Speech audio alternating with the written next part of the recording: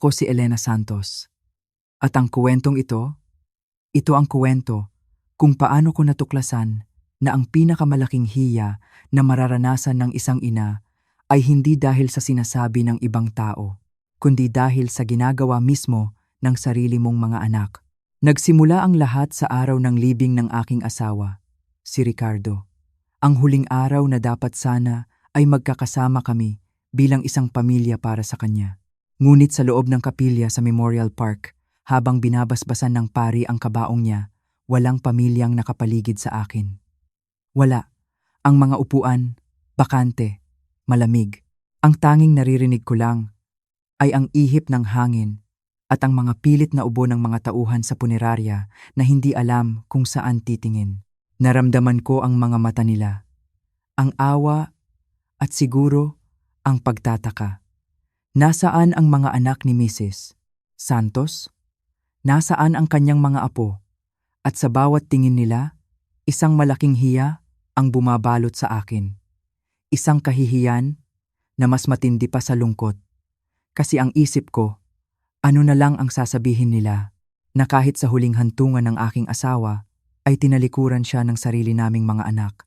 Ang lalaking nagtrabaho buong buhay niya para sa kanila, namatay ng mag-isa at inilibing ng mag-isa.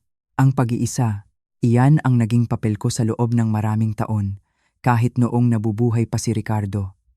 Ako ang naging ilaw ng tahanan. Ang ilaw na laging nakasindi, pero parang hindi nakikita. Ako ang nagbabudget ng lahat. Ako ang nagsisigurong malinis ang bahay. Laging may pagkain sa mesa at laging may pondong madudukot sa tuwing may krisis. Noong ikinasal si Cecilia, ang aming prinsesa, sinabi niya, "Mami, simpleng kasal lang po." Pero ang simpleng iyon, umabot ng 800,000 piso, kung li 800, para sa venue at pagkain na gusto niya. Ibinigay ko. Noong nagkabutas ang bubong nila at nabasa daw ang kuna ng apo ko, nagpadala ako agad ng 250,000 piso. Walang tanong-tanong. Noong si Paulo naman, ang aming panganay, ay nangailangan ng puhunan para sa isang negosyong sigurado, sabi niya. Naglabas ako ng 1,500,000 piso, i 1,500,000. Pera na pinag-ipunan namin ni Ricardo para sa aming pagtanda. Ang negosyo na wala na parang bula sa loob ng 6 na buwan. Mula sa pagpapaaral, pambayad sa ospital, hanggang sa buwis na hindi nila nabayaran, ako ang kanilang tagasalo. Ang kanilang bangko na walang interes. At sa bawat tulong na binibigay ko, ang naririnig ko lang ay, "Salamat, Ma." Minsan, niwala pang ang salamat. Dahil para sa kanila, obligasyon ko iyon. Tungkulin ng isang ina. Pero ang hindi ko maintindihan, kung tungkulin kong saluhin sila sa lahat ng kanilang problema, hindi ba nila tungkulin na samahan ako sa pinakamasakit na araw ng buhay ko? Ang sagot, nalaman ko pag-uwi ko mula sa sementeryo. Sa sobrang bigat ng dibdib ko, binuksan ko ang aking telepono at doon nakita ko isang larawan ni Cecilia, nakangiti. Hawak ang isang mamahaling kape, kasama ang mga amiga niya sa isang magarbong restaurant. Ang caption, "Living our best lives." Buhay na masaya. Sunod, ang post ni Paulo. Nasa isang golf course. Nakataas ang kanyang golf club, nakangiti sa kamera. Ang sabi sa post, "Deals made, perfect weather, isang manicure, at isang laro ng golf." Iyan. Iyan pala ang halaga ng kanilang ama. Mas mura pa sa 1,000 piso. Mas hindi importante kaysa sa isang business deal. Sa sandaling iyon, ang lungkot ko biglang nag-iba. Hindi na ito lungkot. Ito ay kalinawan.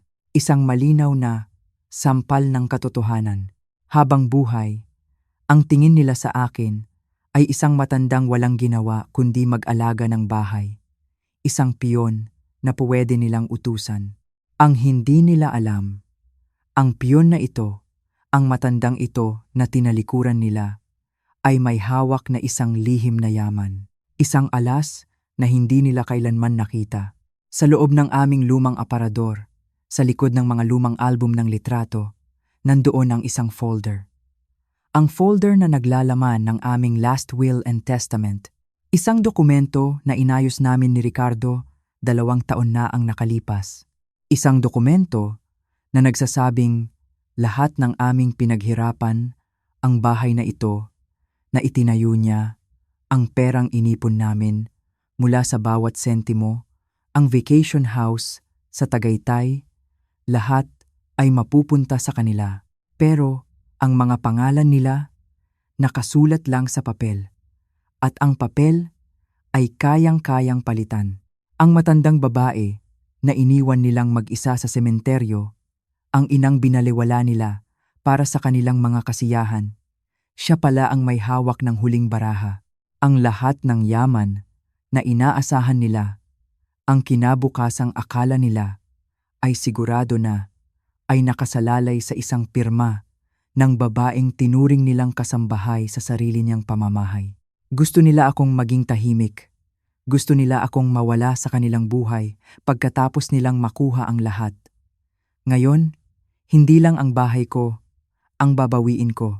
Babawiin ko ang aking dangal. Ang dangal na niyurakan nila. Ang dangal ng kanilang ama na kanilang tinalikuran. At bibigyan ko sila ng isang leksyon. Isang leksyon na hindi nila malilimutan. Isang leksyon na ikukuwento nila sa kanilang mga apo. Kung may matitira pa silang mukhang ihaharap, ito ang aking kwento. Kung naranasan nyo na bang maramdamang dayuhan sa sarili nyong pamamahay. Kung naranasan nyo nang magbigay ng lahat, pero kulang pa rin, paki-like at share naman po ng video na ito. At sana po, mag-iwan kayo ng komento sa ibaba. Kwentuhan nyo naman ako. Mula saan po kayo nanonood? Pakinggan natin ang kwento ng bawat isa. Dahil minsan, sa pakikinig, doon natin nalalaman na hindi pala tayo nag-iisa. Pagkatapos ng libing, ang pag-uwi sa bahay ang pinakamabigat na bahagi. Ang biyahe mula sa Memorial Park ay puno ng katahimikan. Isang katahimikan na sumisigaw. Dati, kapag kasama namin si Ricardo, ang kotse ay laging puno ng ingay. Ang kanyang mga kwento, ang kanyang mga biro, ang malakas niyang tawa. Ngayon, wala. Tanging ang ugong ng makina at ang tibok ng sarili kong puso ang aking naririnig. Pagpasok ko sa pinto ng aming bahay, ang bahay na itinayo niya, ang bahay na binuo namin nang magkasama sa loob ng halos 50 taon. Parang ibang lugar na ito. Ang bawat sulok ay may alaala niya. Ang kanyang paboritong silya sa sala, bakante. Ang kanyang tsinelas na laging nakapares sa tabi ng aming kama. Nakatupi pa rin doon, naghihintay sa mga paang hindi nababalik. Ang hangin sa loob ng bahay ay tila mas mabigat, mas malamig. Ang katahimikan ay hindi na kapayapaan. Ito ay isang parusa, isang paalala na ako na lang talaga ang natitira. Umupo ako sa sala, sa sofa, nakatapat ng kanyang silya, at hinayaan kong lamunin ako ng dilim. Hindi ko binuksan ang ilaw. Para saan pa? Kahit buksan ko lahat ng ilaw sa bahay, ang pakiramdam ay madilim pa rin. Ang mga oras ay lumipas na parang mga minuto, at ang mga minuto ay parang walang katapusan. Sinubukan kong magdasal, pero ang mga salita ay ayaw lumabas sa aking bibig. Tanging ang tanong na paulit-ulit na tumatakbo sa isip ko ang nangingibabaw. Nasaan sila? Nasaan ang mga anak ko? Ang text message ni Paulo ay paulit-ulit kong binabasa. Sinloy me, konkoviek dotiswat. Isang biglaang trabaho. Gaano kahalaga ang trabahong iyon para talikuran niya ang huling sandali ng kanyang ama? Gaano kalaking pera ang katumbas ng isang huling paalam? At si Cecilia, ni text, ay wala. Ang huling narinig ko mula sa kanya ay ang voicemail na iyon. Isang boses na masaya at walang bahid ng pag-aalala. Isang boses na mas inintindi pa ang kanyang appointment sa nail salon. Nail salon, inilibing namin ang kanyang ama. Habang siya ay nagpapaganda ng kuko, ang ideyang iyon ay parang isang kutsilyong dahan-dahang tumutusok sa aking puso. Sa sobrang bigat ng aking nararamdaman, kinuha ko ang aking telepono. Hindi ko alam kung bakit. Siguro para lang may ibang pagtuunan ng pansin. Siguro para takasan ang masakit na realidad sa loob ng bahay na ito. Binuksan ko ang aking Facebook, isang bagay na bihirang-bihira kong gawin. At doon, sa gitna ng mga post ng mga lumang kaibigan at mga balita, nakita ko ito.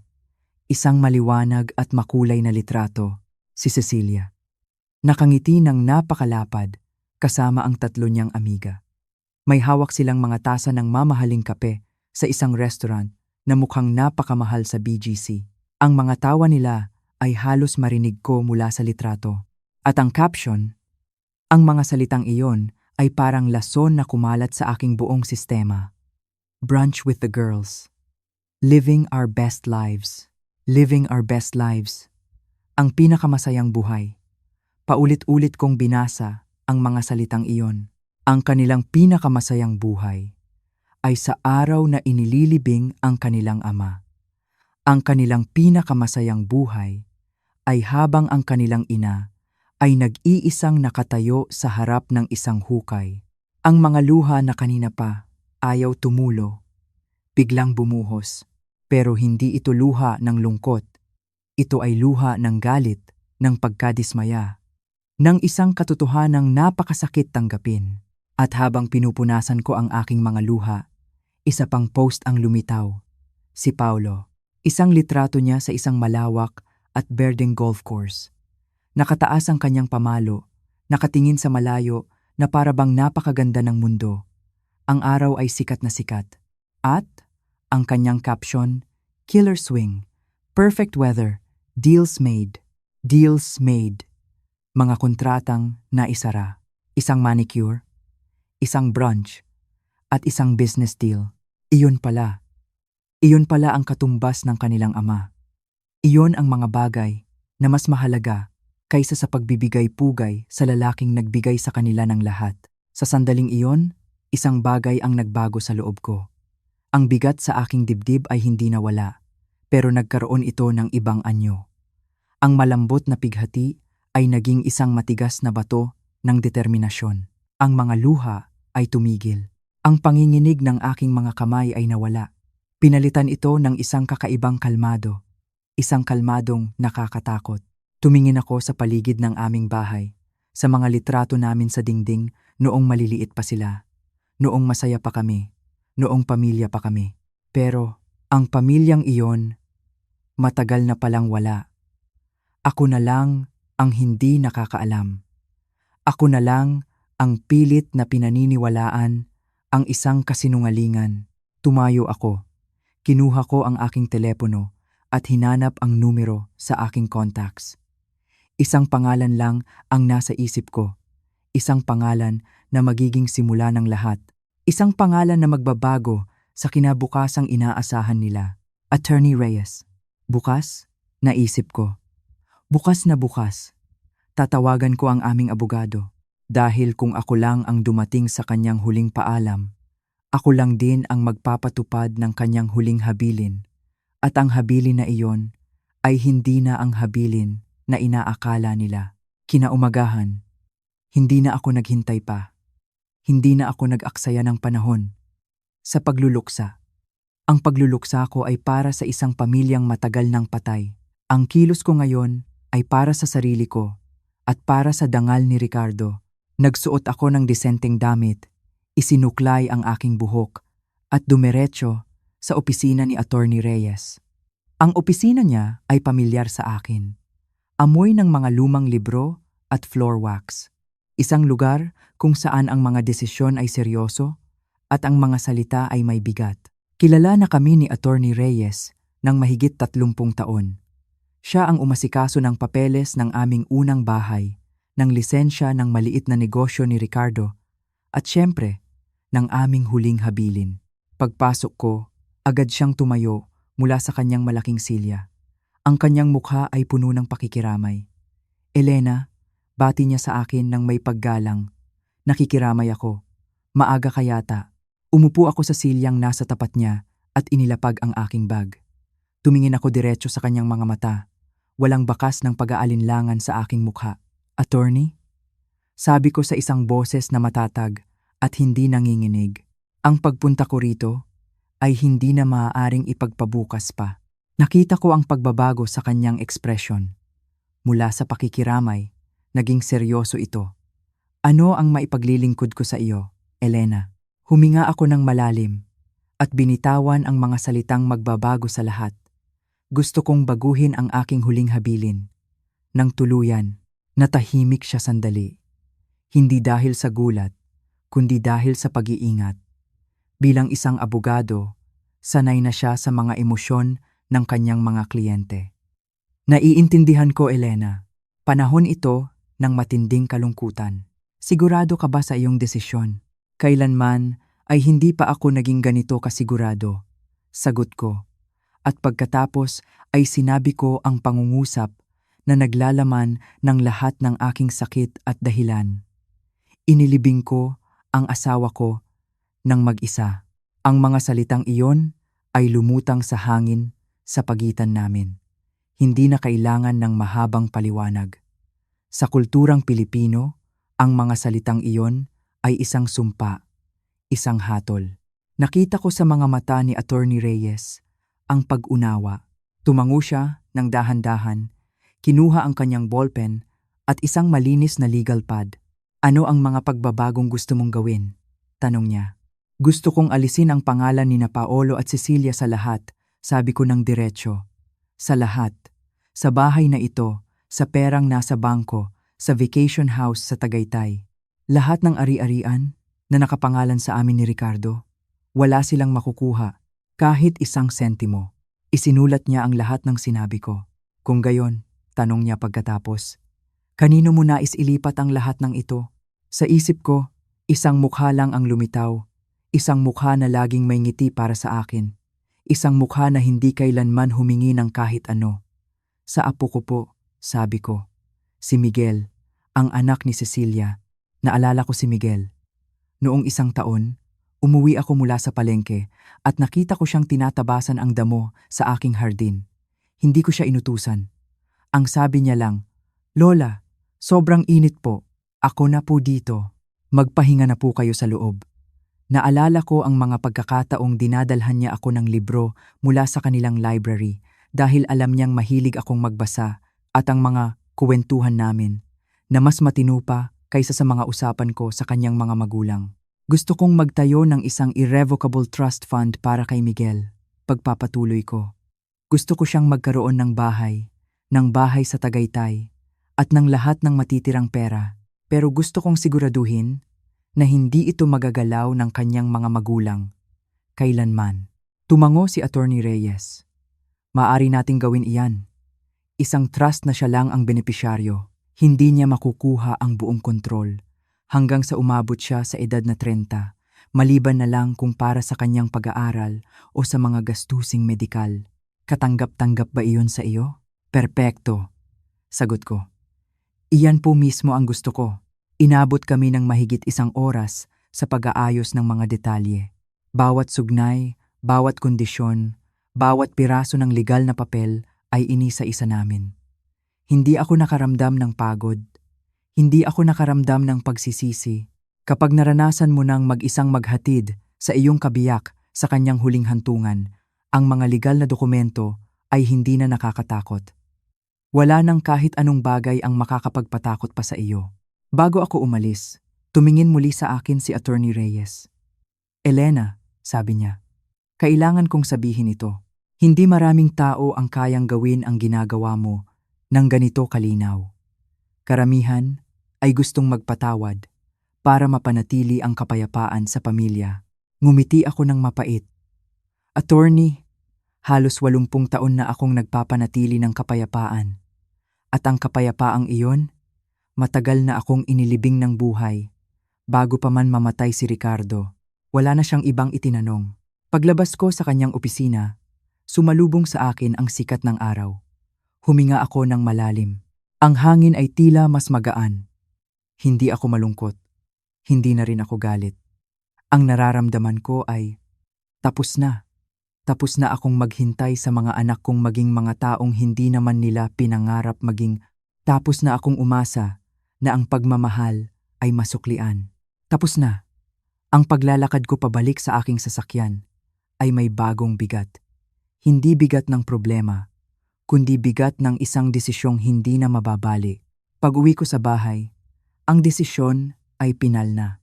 Ngunit para tuluyang mapanatag ang aking kalooban, kailangan kong harapin ang nakaraan. Hindi ang masasayang alaala, kundi ang mga katibayan ng aking mga sakripisyo. Mayroon kaming isang lumang steel filing cabinet sa aming maliit na opisina sa bahay. Ang mga label sa bawat drawer ay sulat kamay pa ni Ricardo. Bahay, buwis, pamilya. Ang huling drawer, ang para sa pamilya, ang aking binuksan. Ang metal ay umingit, na para bang ayaw nang ibigay ang mga lihim na matagal na nitong itinatago. Sa loob, naroon ang mga folder, maayos na nakaayos. Folder para kay Paulo, folder para kay Cecilia. Sa loob ng mga folder na iyon, naroon ang lahat. Resibo, kopya ng mga tseke, mga liham mula sa bangko, at mga lumang Christmas card na nakasingit sa pagitan ng mga kasunduan sa pautang. Itinago ko ang lahat, hindi dahil sa obsession, kundi dahil naniniwala ako sa kalinawan. Ang papel ay hindi nagsisinungaling, at ang drawer na ito ay puno ng katotohanang kayang sumunog ng isang buong kagubatan. Inilabas ko ang mga folder at inilatag sa aming lumang lamesa sa kusina. Ang parehong lamesa kung saan dating binabalatan ni Ricardo ang mga mansanas nang may sobrang pag-iingat. Para lang ibigay sa akin ang pinakamatamis na bahagi. Inuna ko ang folder ni Cecilia. Ang sulat kamay ko sa mga tala ay mas maayos pa noon, pero nababasa pa rin. Ang unang dokumento ay isang kopya ng tseke na may petsang 2003. Halaga, 800,000 piso, 800,000. Nakasulat sa memo, para sa kasal ni Cecilia. Naalala ko ang sinabi niya, "Mommy, simpleng seremonya lang naman po. Gusto lang namin ng magandang venue." Ang magandang venue na iyon ay may mga chandelier, lobster rolls, at isang string quartet. Sumunod, isang bank transfer noong 2007. Halaga, 250,000 piso at 250,000. Naalala ko ang tawag niya, umiiyak. "Mommy, tumutulo ang bubong. Nabasa ang kuna ng baby." Ipinadala ko ang pera sa loob ng isang oras. Sunod-sunod pa, 150,000 piso, 150,000 noong 2011 para sa braces ni Miguel. 80,000 piso, 100,000 noong 2013. Gusto po niyang sumali sa Summer Robotics Camp. Importante po ito, ma. At ang pinakamalaki sa lahat, 1 taon matapos iyon, nang tumawag siyang humahagulgol dahil natanggal sa trabaho ang kanyang asawa. Nagpadala ako ng 1,000,000 piso. "Iliwan libong, walang tanong-tanong. Lagi mo kaming sinasagip, ma." Bulong niya sa telepono. "Hindi namin alam kung anong gagawin namin kung wala ka." Naniwala ako sa kanya noon. Ang folder ni Paulo ay mas makapal pa. Ang unang pahina ay isang tseke na nagkakahalaga ng 1,500,000 piso, 4 yesane. Pang negosyo daw, isang sure thing na startup na nalugi sa loob ng wala pang 6 na buwan. Binalaan ako ni Ricardo na huwag ipadala iyon, pero ipinadala ko pa rin. Pagkatapos noon, may mga resibo pa para sa isang second-hand na kotse, isang down payment para sa isang kondo, 3 semestre ng kanyang master's degree. Ako ang nagbayad ng bill sa ospital nang isinilang ang pangalawa niyang anak. Ako ang nagbayad ng insurance nang mabali ang braso ng panganay niya.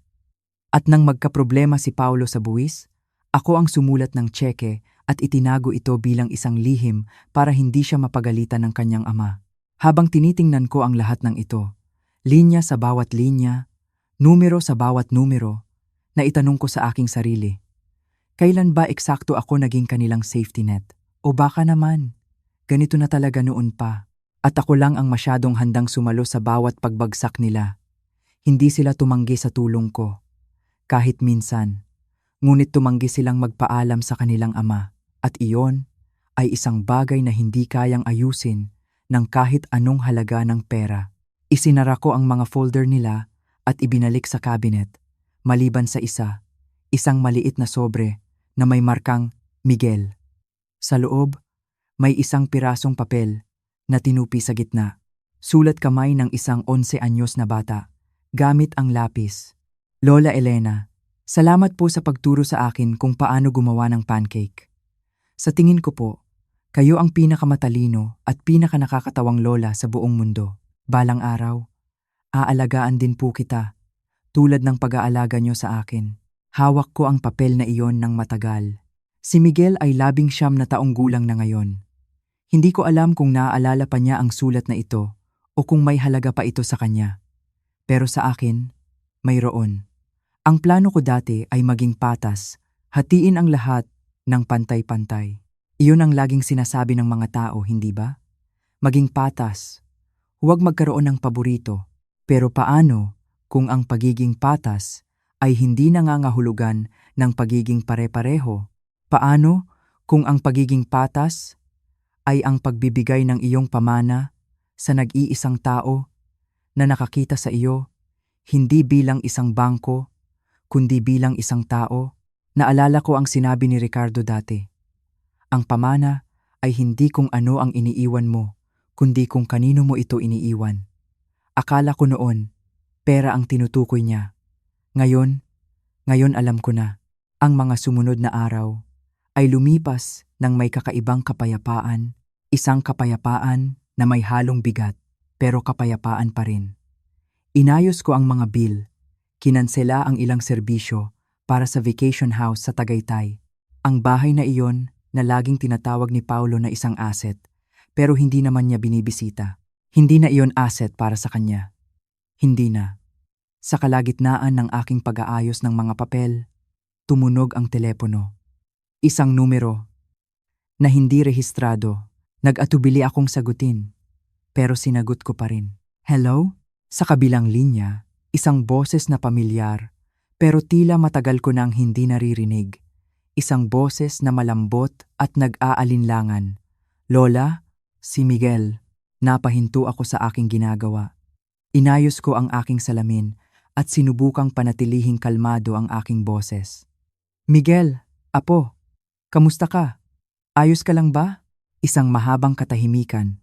At pagkatapos, narinig ko ang sinabi niya na nagpabago sa lahat. Lola, narinig ko po ang tungkol kay Lolo. Pasensya na po kung ngayon lang ako tumawag. Naghintay ako. Hindi para parusahan siya, kundi para marinig kung ang mga susunod niyang salita ay totoo. Hindi ko po alam na pumanaw na siya, hanggang noong isang araw, mabilis niyang sinabi. Hindi po sinabi sa akin ni Mama. Ang sabi niya lang po, may sakit siya, pero hindi na wala na siya. Napatigil ako. Ang aking paghinga ay tila huminto rin. Halos 3 linggo na siyang wala. Miguel, alam ko po, bulong niya, at sa boses niya, narinig ko ang panginginig. Sorry po, Lola. Sorry po talaga. Sa katahimikan na sumunod, narinig ko ang isang bagay sa kanyang boses. Hindi lang pagsisisi, kundi tunay na pighati. Ang klase ng pighati na hindi mo kayang pekein. Gusto ko po sanang pumunta diyan para dalawin kayo. Dagdag niya. Kung okay lang po sa inyo. Ang bigat sa aking dibdib ay tila bahagyang gumaan. Oo naman, apo. Okay na okay lang. Dumating siya, 1 oras makalipas. Mas matangkad kaysa sa huling pagkakataon na nakita ko siya. Medyo hindi nakapag-ahit at amoy bagong labang damit na may halong stress. Niyakap niya ako.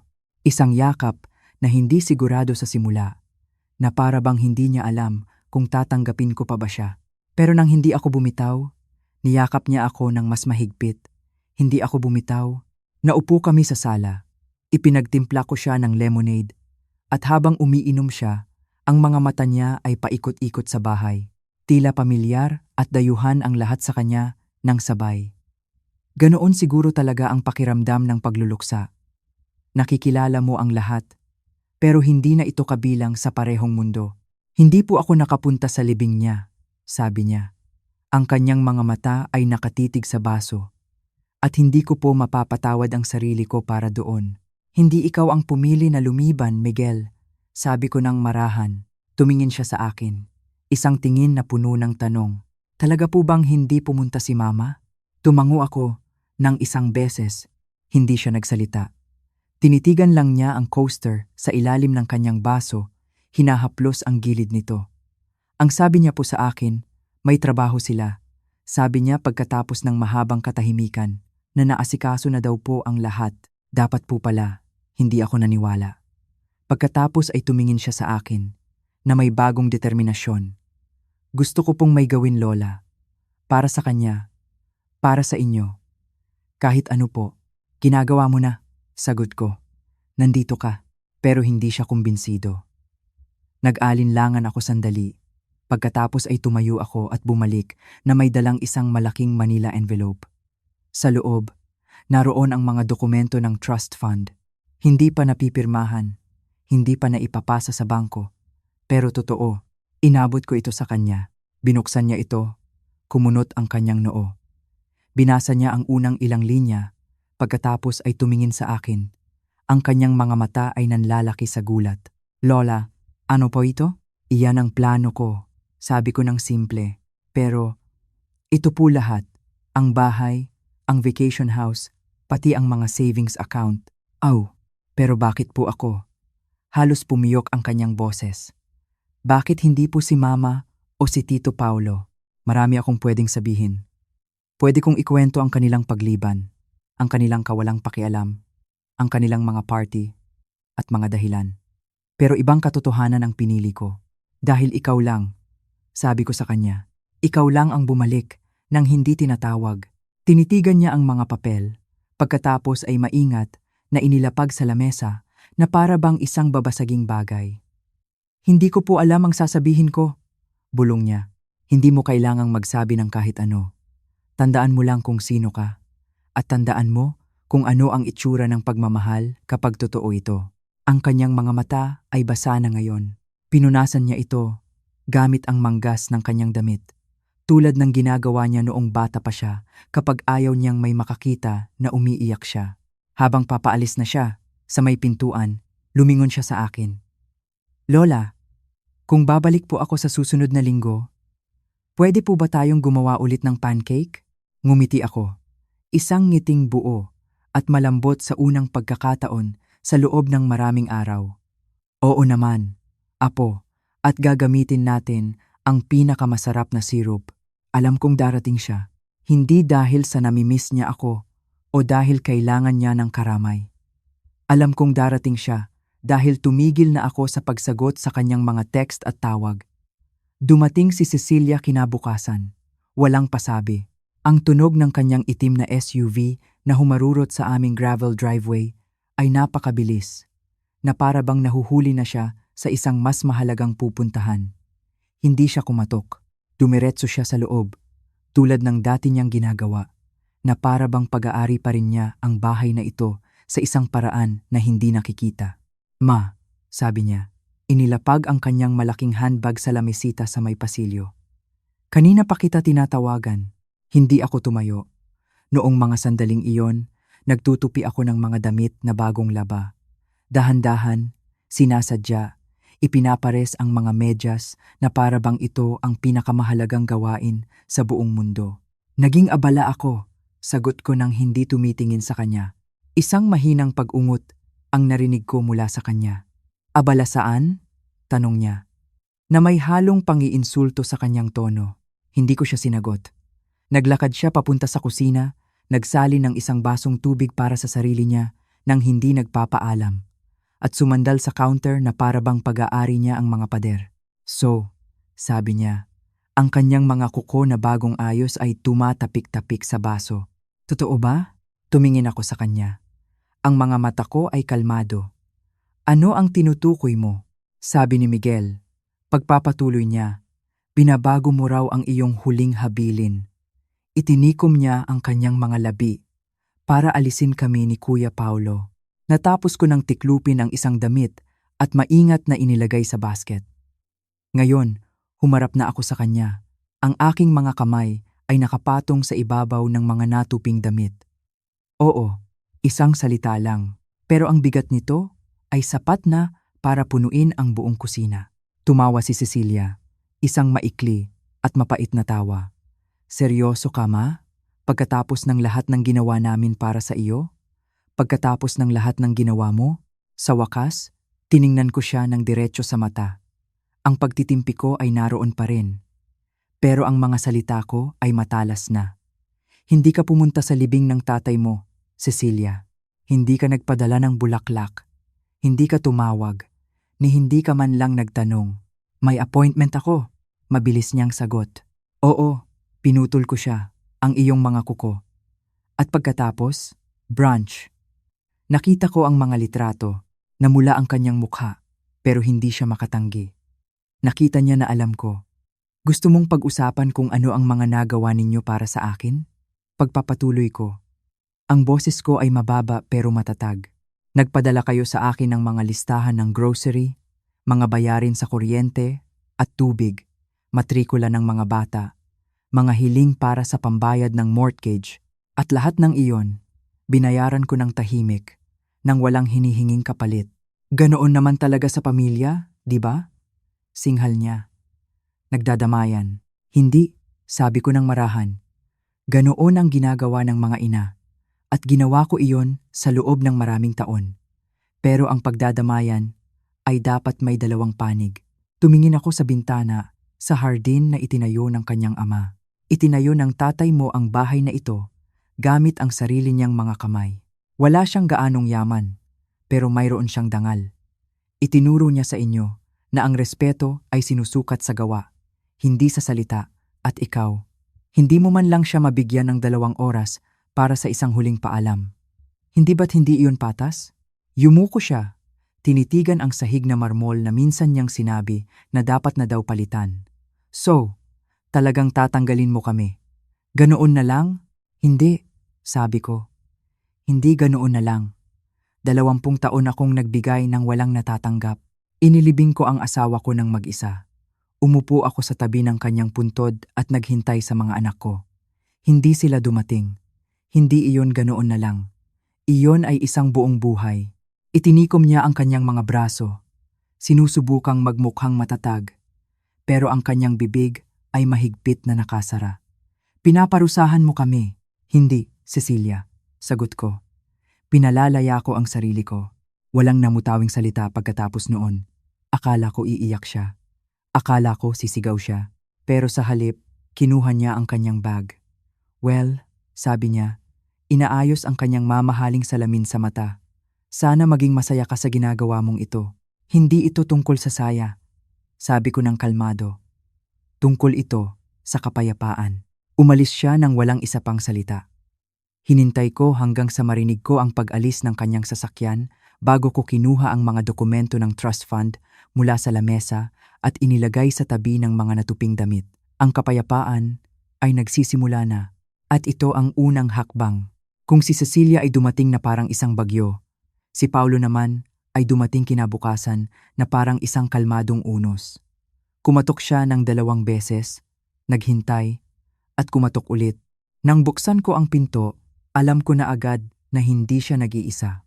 Sa likod niya, nakatayo ang kanyang asawang si Isabel, suot ang kanyang karaniwang matigas na ngiti at isang scarf na masyadong mahal para sa panahon. Tumango siya sa akin na para bang ako ay isang estranghero na pumayag siyang makipagkita bilang isang pabor. Ma, sabi ni Paulo, ang kanyang boses ay kalmado at tila inensayo. Pwede ba kaming pumasok?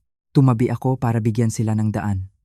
Pumasok siya at lumingalinga sa bahay na para bang isang taong naglalakad sa isang museo ng isang buhay na hindi na niya kinikilala. Dinala ko sila sa sala. Hindi sila nag-alis ng kanilang mga coat. Narinig ko mula kay Cecilia, simula niya, at mula kay Miguel. Inaasahan ko na yan, sagot ko. Nagbuntong hininga siya. Tingin ko po ay nagkaroon lang ng hindi pagkakaunawaan. Hindi ako nagsalita. Pinanood ko lang sila. Si Isabel ay maingat na umupo, at ang mga diamante sa kanyang daliri ay kumikinang sa sinag ng araw na tumatama mula sa bintana. Naiintindihan po namin na ito ay isang mahirap na panahon para sa inyo, Tita Elena. Sabi niya sa isang boses na malambing pero walang init. Mataas ang emosyon pagkatapos ng isang pagkawala. Tumingin ako sa kanya, hindi kay Paolo. Hindi ka rin pumunta sa libing niya, Isabel. Kumurap siya, pero hindi natinag. Mayroon po akong client dinner. Isang napakahalagang deal. International po. Si Paolo ay bahagyang umusog sa kanyang kinauupuan. Ma, makinig ka. Dapat po pala tumawag ako. Dapat po pumunta ako. Pero hindi ko po alam kung paano. Tumingin siya sa akin na para bang naghahanap ng awa. Akala ko po kasi baka hindi. Pinutol ko siya. Ang boses ko ay hindi galit, kundi malamig at totoo. Ang akala mo, kung babaliwalain mo ito ng matagal, ang pagluluksa ay magiging problema na ng ibang tao, hindi sa iyo. Umiwas siya ng tingin. Nagantay ako. Pagpapatuloy ko. Umupo ako sa isang bahay na itinayo ng mga kamay ng tatay mo, mag-isa, habang inihahatid siya sa ilalim ng lupa. At wala ni isa sa inyo ang nagpakita. Binuksan ni Paolo ang kanyang bibig para magsalita. Pero inilagay ni Isabel ang isang kamay sa kanyang tuhod. Isang senyas. Hayaan mo siyang magsalita. Naiintindihan po namin na galit kayo, sabi ni Isabel, na muling kinuha ang kontrol sa usapan. At karapatan niyo pong baguhin ang inyong huling habilin. Pero maging makatwiran po tayo. Si Miguel ay isang bata. 19 na taong gulang na siya. Oo, sabi ni Isabel, pero wala siyang karanasan. Hindi niya alam kung paano humawak ng isang trust fund o kung paano mamahala ng mga ari-arian. Pwede siyang maloko. Tinaasan ko siya ng kilay. Nino? Tanong ko. Hindi natinag si Isabel. Ng mga taong alam na may minana siyang isang bagay na mahalaga. Tulad ninyo, naisip ko. Sinubukan ulit ni Paolo. Ma, alam kong binigo kita. Alam kong hindi ako naging mabuting anak. Pero aminin mo naman, medyo sobra na ito. Hindi, sabi ko, nang marahan. Ang sobra ay ang pag-abandona sa iyong ama. Ang sobra ay ang pamumuhay na para bang ang mga taong nagpalaki sa iyo ay pwedeng itapon na lang. Kayo ang pumutol sa ating ugnayan. Kinikilala ko lang ang katotohanan. Hirap siyang lumunok. So, iyon na iyon? Puputulin mo na lang kami? Kayo ang pumutol. Ulit ko. Tumayo si Isabel. Ang kanyang ngiti ay wala na. Maaring maging komplikado ito, Tita Elena. Sa legal na paraan, sinalubong ko ang kanyang tingin. Hindi.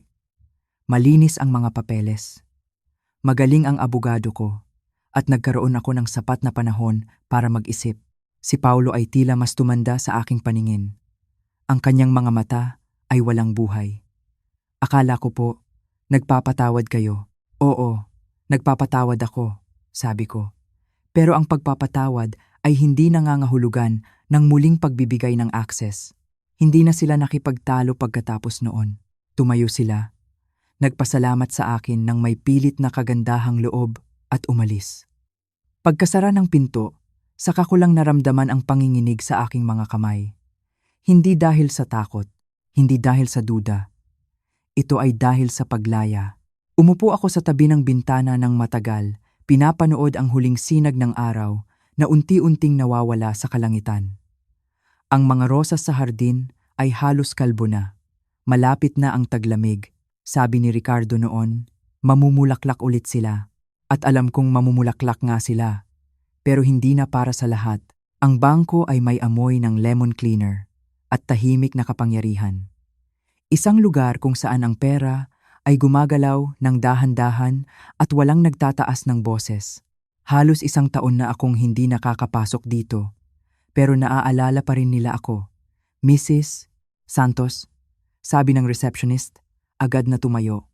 Nandyan na po si Mr. Jansen. Tumango ako at naghintay sa tabi ng matataas na bintana na nakatanaw sa Main Street. Sa labas, ang mga tao ay abala sa kanilang mga gawain. Sa loob, ang mundo ay tila nakahinto. Lumabas si Mr. Jansen, ang bank manager. Makalipas ang 1 minuto, palaging matikas sa kanyang mamahaling suit. Elena, bati niya ng may ngiti. Kinakamayan ako. Nagulat ako sa iyong mensahe. Mabuti, sabi ko. Ang pagkagulat ay mabuti, Dinala niya ako sa kanyang opisina na may mga dingding na salamin. Naiintindihan ko na gusto mong gumawa ng ilang pagbabago. Sabi niya, binubuksan ang file ng aming account.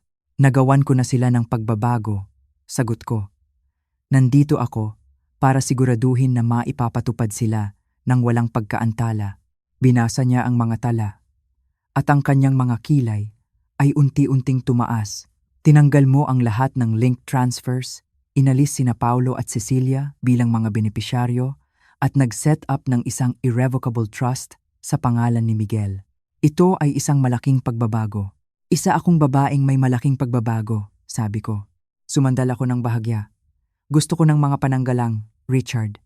Matibay na parang bakal, walang apela. Walang mga family representative na pipilit sa kanya 5 taon mula ngayon kapag napagtanto nila kung ano ang nawala sa kanila. Maaari nating ayusin ang trust para maiwasan iyan.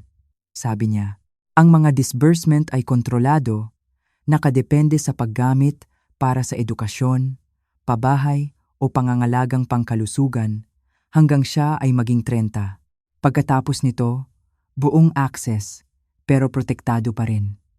Gusto mo ba ng isang co-trustee? Hindi, sabi ko. Maaaring kumuha si Miguel ng isang financial advisor kung gusto niya, pero ang mga desisyon ay sa kanya. Mas malaki ang tiwala ko sa kanya kaysa sa mga abogado. Inayos niya ang kanyang salamin. Naiintindihan mo na hindi ito madaling bawiin. Hindi ko nais na bawiin ito. Inisa-isa namin ang lahat. Mga pirma, petsa, huling kumpirmasyon. Ang pakiramdam ay parang may itinatayo ako. Hindi isang bahay, hindi isang negosyo, kundi isang bagay na mas tahimik, mas matibay, isang hangganan na hindi yuyuko sa pagkakasala o lalambot sa paglipas ng panahon. Bago ako umalis, tinanong ako ni Richard, Elena, kung maaari akong magtanong, ginagawa mo ba ito dahil sa galit? Pinag-isipan ko ang tanong. Hindi, sabi ko. Ginagawa ko ito dahil sa kalinawan. Tumango siya ng dahan-dahan. Bihira iyan. Hindi, sabi ko ulit. Mas marahan sa pagkakataong ito. Huli na lang. Paglabas ko sa sikat ng hapon, iba ang pakiramdam. Mas malinis, mas magaan. Sa tapat ng kalye, may isang coffee shop na dati naming pinupuntahan ni Ricardo. Pumasok ako at umorder ng cappuccino. Umupo ako malapit sa bintana, pinapanood ang mga taong naglalakad. Walang telepono sa aking kamay, walang pagmamadali. Isang tasa, isang upuan, isang buong oras na pag-aari ko lamang. Sabi nila, ang yugtong ito ng buhay ay magiging tahimik. Hindi nila sinabi kung gaano kalakas ang pakiramdam ng kapayapaan. Matapos ang lahat ng komprontasyon, matapos ang huling pirma sa bangko, isang bagong uri ng katahimikan ang bumalot sa bahay. Hindi ito ang mabigat at malungkot na katahimikan. Pagkatapos ng libing, ito ay isang katahimikang magaan. Isang espasyo na sa wakas ay akin na. Isang gabi, dumating ang kapitbahay kong si Aling Nena, na nakatira sa kabilang bahay mula pa noong 1972. Hindi kami yung tipo ng magkaibigan na laging nag-uusap, pero sapat na ang dami ng tasang tsaa na aming pinagsaluhan para magkaintindihan kami kahit walang salita. Nakita ko ang kotse ni Paulo dito kahapon. Sabi niya agad pagbukas ko ng pinto. Dala niya ang isang lata ng paborito kong shortbread. Nagdala ba siya ng bulaklak o mga dahilan lang? Wala sa dalawa, sabi ko. Pinapasok siya. Dinala niya ang kanyang asawa at isang suit. Ay, sabi niya, at ang isang salitang iyon ay puno na ng paghatol. Naupo kami sa sala at ikinuwento ko sa kanya ang lahat. Ang pagbabago sa huling habilin, ang pagpili kay Miguel. Huminga ng malalim si Aling Nena. Hay, salamat naman, sabi niya. Pasensya na, Elena. Pero matagal na kitang pinapanood na habulin ang pag-apruba nila. Nag-aalaga ka ng apo kahit may sarili kang check-up sa doktor. Nagsusulat ka ng tseke habang sila ay nagbabakasyon sa kung saan-saan. Nakangiti ka kahit nakakalimutan nila ang iyong kaarawan. Lagi kong iniisip, isang araw, bibigay din iyan. At salamat sa Diyos, sa wakas, nangyari na. Hindi ako bumigay, sabi ko. Tinanggal ko lang lahat ng hindi pagmamahal. Ngumiti si Aling Nena. mas magandang pagkakasabi. Nagkuwentuhan kami tungkol sa kanyang hardin, sa mga tsismis sa aming lugar, sa mga daga na naman daw nang umangat-ngat sa kanyang alulod. Nang umalis siya, niyakap ko siya ng mas matagal kaysa dati. Nang gabing iyon, hindi ko binuksan ang telebisyon. Sa halip, kinuha ko ang isang lumang sulat ni Ricardo na isinulat niya sa akin noong unang beses siyang mag-out of town para sa trabaho. Nakatago ito sa isang drawer na matagal ko nang hindi nabubuksan. Elena, ang bahay na ito ay hindi kailanman nalulungkot kapag nandiyan ka. Ikaw ang bubong, ang sahig, at ang kandado sa pinto. Kahit na pakiramdam mo ay walang nakakakita sa iyo, nakikita kita. Binasa ko ito ng 3 beses bago ito ibinalik sa sobre. Ang bahay ay tahimik, pero hindi malungkot. Hindi na. Sa mga sumunod na araw, nagsimula akong gumawa ng mga bagay para sa sarili ko. Isang umaga, naglakad ako sa parke, hindi para mag-ehersisyo, kundi para lang maglakad. Umupo ako sa isang bench at pinanood ang mga batang naglalaro. Walang nag-abala sa akin at ayos lang iyon. Sa gabi, nagluto ako ng isang buong hapunan para sa sarili ko. Hindi tira-tira, hindi madalian. Naghain ako sa lamesa, gamit ang magagandang pinggan, nagsindi ng kandila, at kumain ng tahimik. Hindi malungkot, kundi mag-isa, may pagkakaiba pala. Pagkatapos, nilinis ko ang aming fireplace na matagal nang hindi nagagamit. Habang nagwawalis ng mga lumang abo, may nakita akong isang maliit na papel na nakasuksok sa isang basket ng panggatong, sulat kamay ni Ricardo. Maikli, simple, patuloy kang sumayaw, kahit sa kusina lang. Susubukan ka ng mundo na kalimutan kung sino ka. Huwag mong hayaan. Napaupo ako sa sahig. Ang aking mga kamay ay puno ng alikabok. Ang mga luha ay namumuo pero hindi tumutulo. Alam niya, siguro hindi eksakto kung paano mangyayari ang lahat, pero alam niya kung ano ang susubukang gawin sa akin ng buhay. Kung paano ako susubukang paliitin. Ang katahimikan sa bahay ay naging aking kaibigan. Ito ang tunog ng paghilom. Ito ang tunog ng kapayapaang pinili ko, hindi ibinigay. Isang kapayapaang sa wakas ay akin. Ang unang pagbagsak ng nyebe ay dumating ng banayad, isang manipis na puting alikabok lamang sa aming bakuran. Ang uri na hindi pa dumidikit, ngunit nagsasabing tunay na nagbago na ang panahon. Pinanood ko ito mula sa aming beranda sa likod bahay, balot sa aking makapal na kardigan, hawak ang isang tasa ng mainit na kape. Si Miguel ay nasa harapan, sinusukat ang mga baitang ng hagdanan gamit ang isang maliit na lebel. Bumubulong sa kanyang sarili tulad ng dating ginagawa ni Ricardo kapag may ginagawa siya. Isang buwan na ang lumipas mula nang pirmahan ko ang mga papeles. Walang pumalakpak sa mundo. Ang langit ay hindi bumukas. Ngunit isang bagay sa loob ko ang nagbago. Isang bigat na pinasan ko sa loob ng mga dekada, sa wakas ay nawala. At ang pumalit dito ay hindi galit, hindi tagumpay, kundi espasyo. Gumawa ako ng lugar para sa isang bagay na bago. Hindi na muling tumawag ang aking mga anak. Nagpadala si Cecilia ng isang text. Sana maipagmalaki mo ang ginawa mo. Hindi ko na sinagot. Ang katahimikan ni Paulo ay mas mahaba, mas malalim. Isang kawalan na hindi na humihiling na mapunan. Hindi ko na sila hinabol. Hayaan nilang ikuwento ang kanilang bersyon. Hayaan nilang ipinta akong masama. Sapat na ang edad ko para malaman na laging babaguhin ng mga tao ang katotohanan para maging mas komportable ang kanilang kahihiyan. Ngunit alam ko kung ano ang nangyari. Alam ko kung ano ang ibinigay ko at alam ko kung ano ang binawi ko. Ang katotohanan ay hindi kailangang sumigaw. Kailangan lang nitong tumayo ng matatag. Kumatok si Miguel sa pinto sa likod. Lola, gusto niyo po bang makita ang bagong rehas? Ibinaba ko ang aking tasa at sinundan siya sa harapan. Maganda ang kanyang gawa. Nilinis, binarnisan, at pininturahan para protektado laban sa panahon. Ang beranda, sa unang pagkakataon sa loob ng maraming taon, ay nagmukhang may nagmamalasakit na muli dito. Sabi siguro ni Lolo, Medyo nakatagilid ng kaunti sa kaliwa, sabi ko, habang nakangiti. Ngumiti si Miguel.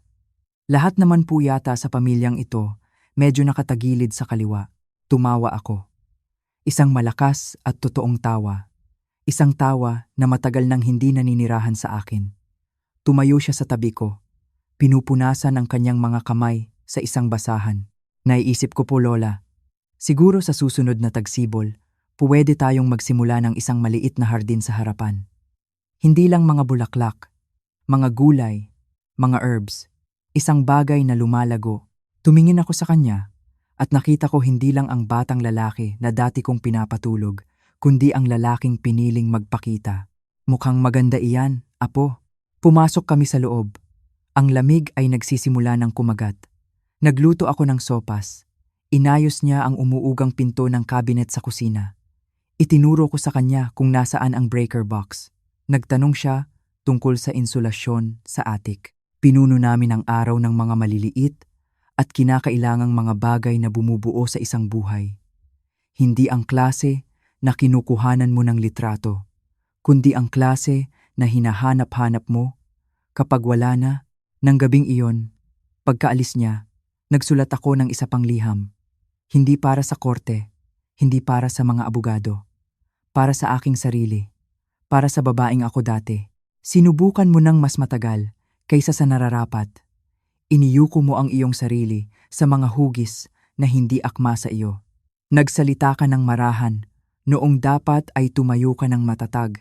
Nagbigay ka noong dapat ay sinabi mong hindi. Ngunit minahal mo rin sila ng buong puso. At iyon ay hindi isang pagkakamali. Ngayon, malaya ka na. Malayang sumayaw sa mga kusina. Malayang magtanim ng isang bagay para lang sa kasiyahang mapanood itong lumago. Malayang magsabi ng hindi nang walang pagkakasala. Malayang magsabi ng oo nang walang takot. Malayang magbigay kapag ito ay nararapat, hindi kapag hinihingi. Hindi ka malupit, hindi ka mapait. Ikaw ay malinaw. At iyon, sa wakas, ay sapat na. Tinupi ko ang sulat at inilagay sa parehong drawer kung saan ko dating itinago ang mga lumang litrato ng pamilya. Hindi para itago ito, para lang malaman na nandyan ito. Tulad ng isang parola na ako mismo ang nagtayo, bago matulog, lumabas ako sa huling pagkakataon. Ang mga bituin ay matatalas, ang lamig ay mas malalim na ngayon.